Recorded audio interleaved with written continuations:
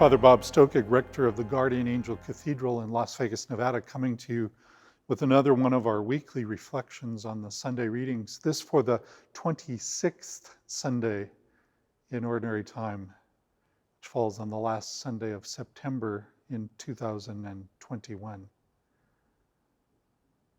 Interesting images in the readings this week.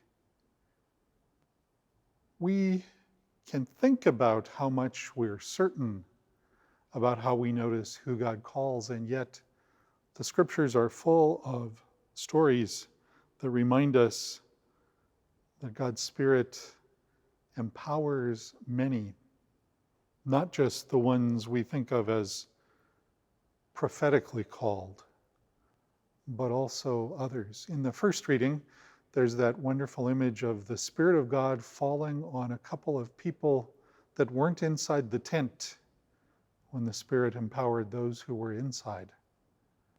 And the questions raised, could God be acting in them too?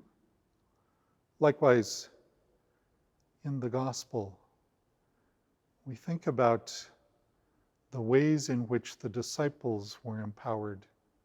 Even thinking about something like the Feast of Pentecost, which we know from the Acts of the Apostles, we think not just about the coming of the Spirit on those in that upper room, but also the ways in which the Spirit came on all those to whom they preached once they had the grace and the courage to leave the safety of that upper room.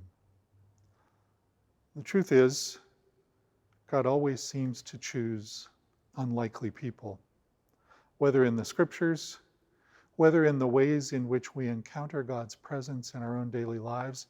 If we keep our eyes open and our ears keenly tuned, we'll notice that God can choose everyone. The question is, are our hearts open enough? Are our ears keenly attuned enough to hear the voice of God and to allow God's Spirit to work in and through, and some days, even in spite of us? I invite you to think about not only your own call in light of these scriptures today, but also think about the surprising ways in which God has spoken to you through the lives of people you weren't expecting to be ambassadors of God's love and mercy. It really is a marvelous thing that the Spirit spills out on those whom God chooses, not ever because we're worthy, not ever because we may even be the most likely, but because it is who God chooses.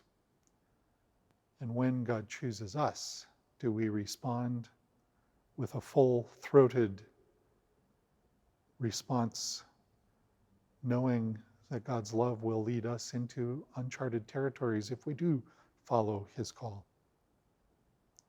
Wherever you are watching this, we hope you and your family are keeping well. We want you to know that we at the Guardian Angel Cathedral in Las Vegas, Nevada, keep you all in our prayers. We invite you to do the same until the day comes when you can one day travel to be with us in person as we celebrate the Eucharist on Sundays here at the Guardian Angel Cathedral.